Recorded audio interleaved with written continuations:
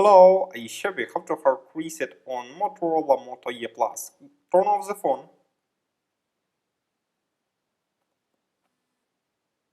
Next, press and hold the power button and volume down key for a few seconds.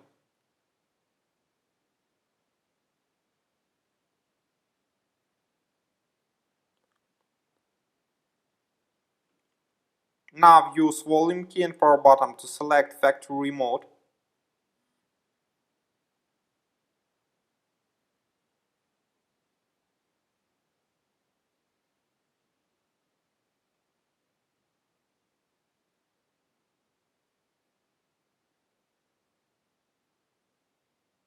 Finally choose Clear EMC.